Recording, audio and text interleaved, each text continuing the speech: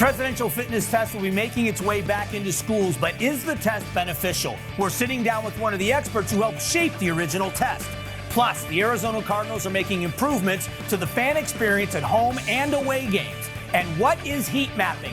Find out how it can be used to cool down our cities. It's all that and more this evening on Broomhead. Welcome, I'm Mike Broomhead. Before we jump into today's interviews, let's take a look at some of the top headlines. Let's start with the state of emergency. Governor Hobbs declared a state of emergency after the Oxbow Bridge collapsed in La Paz County. Here's what's interesting to me about this. If you live in Scottsdale, one of the services Scottsdale Fire Department does is they go around and tell the people to cut back shrubbery and branches from near their homes. If you live in the woods, if you live in a cabin or you have a cabin up north, you're familiar with having to clear the underbrush away from your house, the fuel that might start a fire that would burn your home down. This is the responsibility of the county. I'm not trying to kick the county while it's down or anything else, but if you've got a wooden bridge and there is a fire that starts, a brush fire that starts nearby, how do you not consider cutting the weeds and the underbrush out from under this bridge? How isn't this part of the regular maintenance schedule? It's required of residents to do it. We all know the dangers. Why didn't they do this here? In Phoenix, the police chief, Chief Giordano, started. Welcome to the police chief in Phoenix, a new chapter.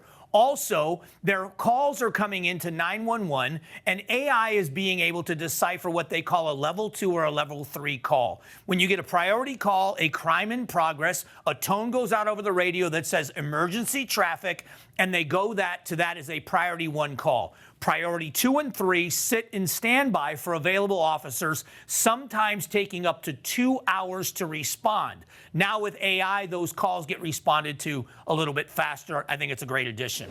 And finally, how about this? ASU ranked number 11 in the AP college football poll in the preseason ranking. What a difference a year makes. Coach Dillingham last year predicted to be last in the conference, wins the conference. This year they go into it, the only team that's ranked in the top 20 going into the poll. How will they respond to now having the target on them as opposed to surprising other teams? I got to tell you this, they look good because they returned 17 starters to this squad that won the conference and almost won a bowl game. The bowl game they were in, they should have won that game. They lost in double overtime to Texas, who's number 1 in the poll this season. A new report out shows the prices American consumers are paying at the cash register. While Americans are reaching deeper into their pockets for some goods, they're also getting a break on others. News Nation's chief Washington correspondent Blake Berman breaks down the report. A new read on prices in America. I'm Blake Berman, host of The Hill on News Nation. On Tuesday, the government released a key report on inflation, the July Consumer Price Index. It says prices rose 2.7% in July from the prior year. That's the same rate we saw in June. Prices for some goods went up from June to July this year, including bedroom furniture, tires, and baby apparel. Prices for gasoline, major appliances, and men's apparel were down. The White House celebrating the report, saying inflation remains stable. Democrats, however, say inflation is up. They point to rising prices on all goods except for food and energy, which are typically more volatile. That measure, called core inflation, rose by 3.1% over the last 12 months. The Federal Reserve takes this report and others into account when deciding what to do with interest rates. Their next meeting is next month. I'm Blake Berman, and this is the News Nation Political Minute. Consumer Price Index and Producer Price Index are the indicators, one of what it costs you to buy things, and for the builders, what it costs them to make things that we consume. We understand that. The CPI numbers, what was interesting is the indicators over the last few months, the concern was that tariffs were going to cause inflation on a lot of goods. But in the areas where tariffs were the predictors, where the tariffs were the cause of what they thought increases would be, we saw moderation in food at the grocery store and fuel prices went down.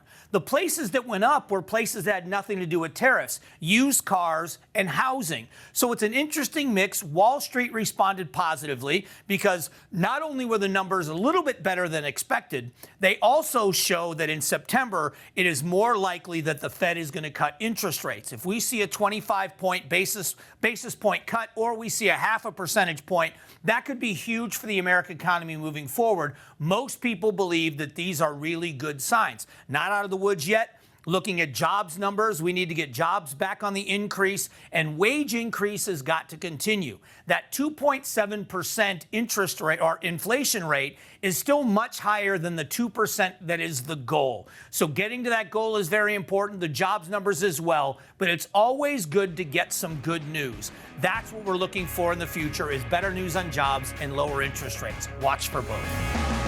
Coming up, you might remember having to run a mile in school, or how about the shuttle run? Well, it looks like those tests are making a comeback. We're talking with a youth physical fitness expert to understand if these tests are beneficial. That's next. It's important to recognize and thank the fine Arizona men and women who are serving in our country's military. One of the ways we do that is through a segment called From Arizona for America. It's brought to you by my good friends at Sanderson Ford. So join me in honoring culinary specialist third class Gautam Patel, a native of Tucson, aboard the Arleigh Burke-class guided missile destroyer USS Wayne E. Meyer in the Pacific Ocean.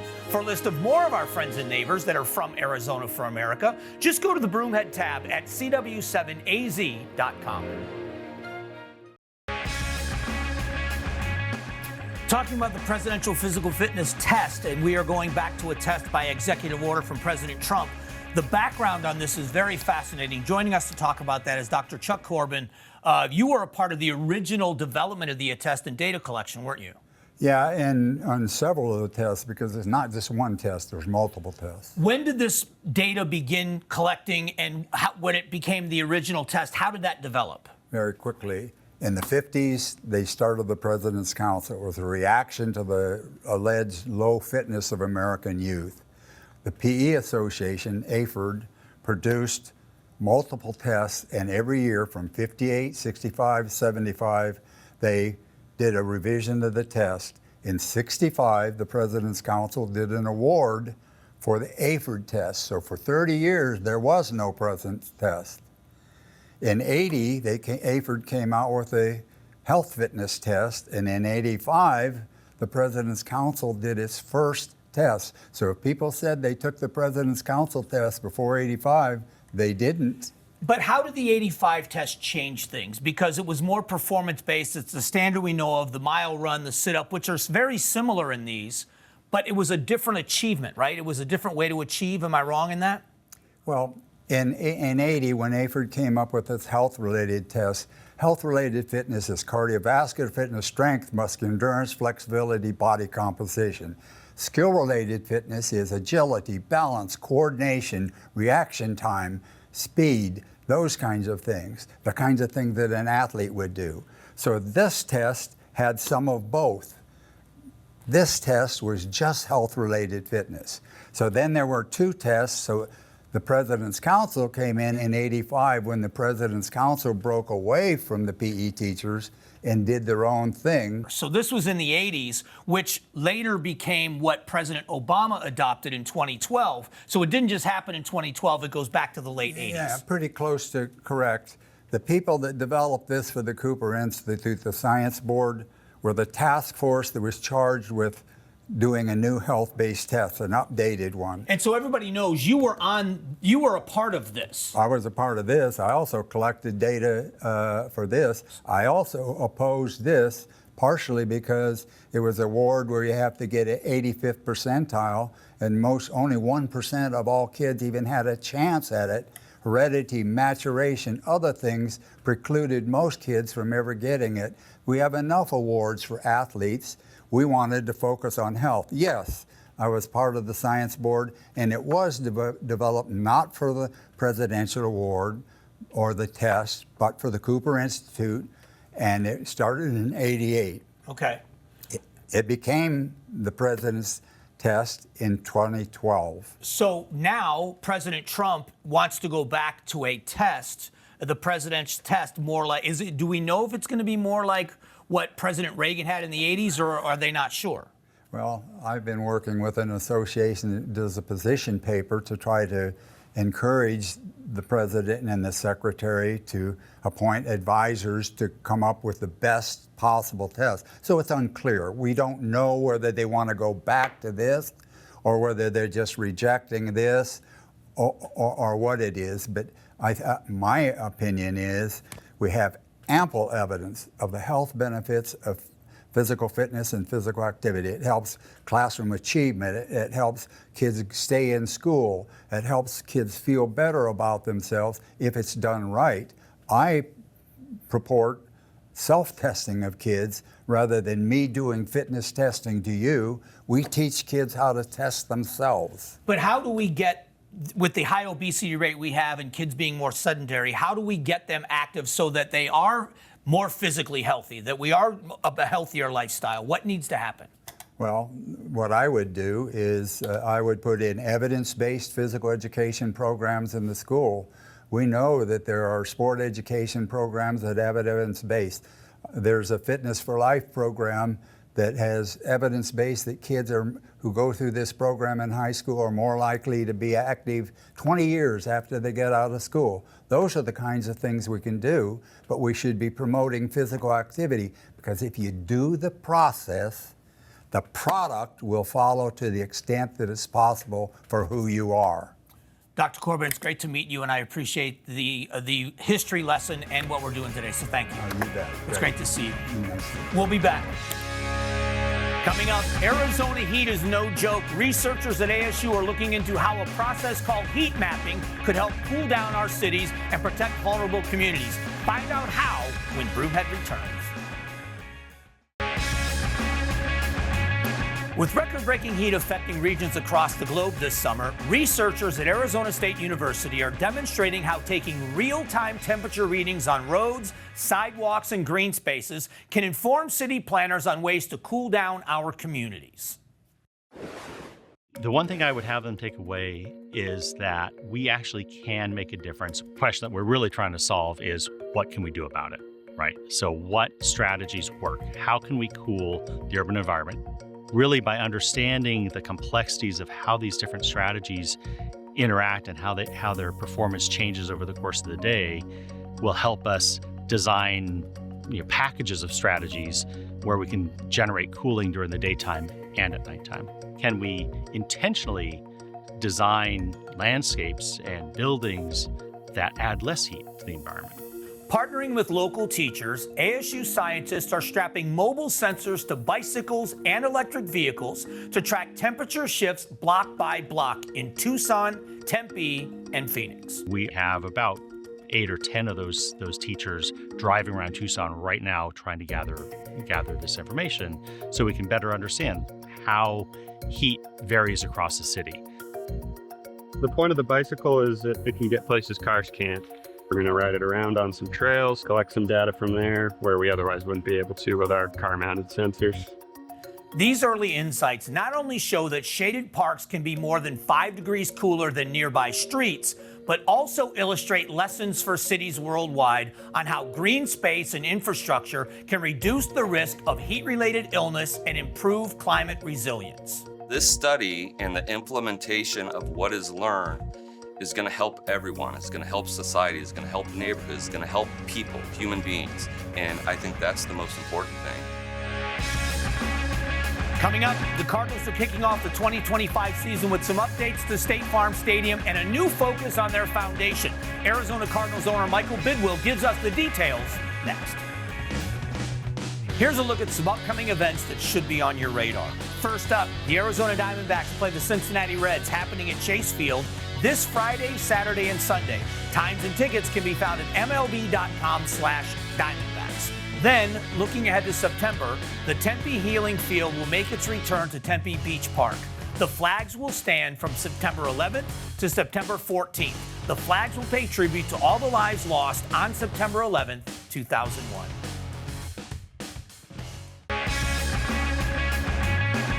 We are at State Farm Stadium with the president of the Arizona Cardinals, Michael Bidwill, in a very special place. This is one of the coolest things you guys have ever done. So this is the Morgan Athletic Club, and we are underneath the north stands, and we've built out this beautiful 1920s style supper club, French supper club, like it would be in Paris 100 years ago. And it's hosted by the Global Ambassador, our great hotel. That's amazing. Yeah, Sam Fox. It's amazing. And this experience, we're in one of the private dining rooms, but we've got a whole area out there, a bar, dining room. It's the same food that's cooked at the Global Ambassador, and it's just an amazing experience on game day. Tell us about the name. Where did the name come from? Morgan Athletic Club was the first name of the Cardinals when we started out as a neighborhood team representing the Irish neighborhood in Chicago. We were on Morgan Street and Racine Boulevard, and so they referred to themselves as the Morgan Athletic Club for the first couple seasons, then bought the used jerseys from the University of Chicago, who were then known as the Maroons. They were faded maroon, and we were named after the color cardinal red, not actually after the bird. So we put the bird on our helmet, started identifying with the bird in 1960. That's an incredible history.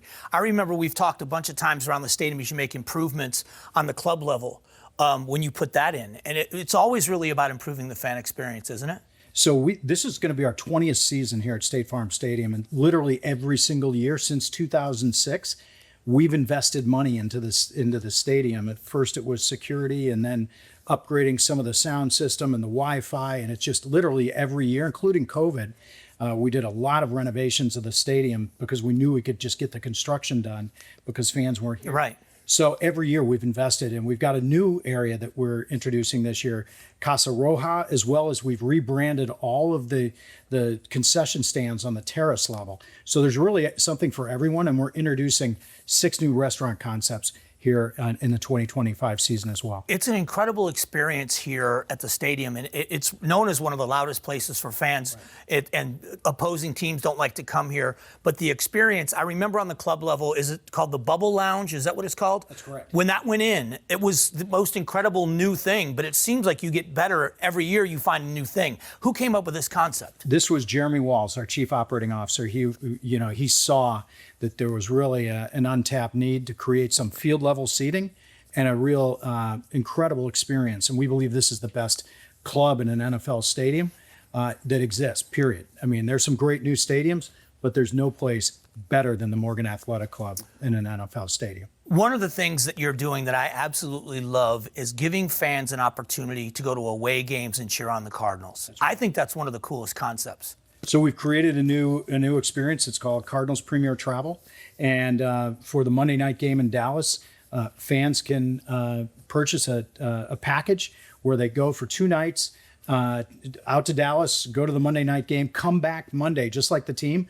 and they're flying on the sister ship of the Cardinals airplane. You've been on this. I've been on that airplane. We fly a red plane and a white plane. The fans will be on a white plane. The team will be on a red plane that day, And it's the same experience. So it's literally flying like the pros, traveling like the pros, and returning with a victory because we plan to go to AT&T Stadium. Which could be there's nothing could be sweeter than to go beat Dallas in Dallas and be a part of the team travel with us. And lastly, the foundation, the creation or the change. Can you talk about what's happening? And I think this is an incredible concept as well. Yeah, for more than 35 years, Cardinals Charities has done so much, and for so many organizations: Northern Arizona Central, Southern Arizona, women, children, minorities.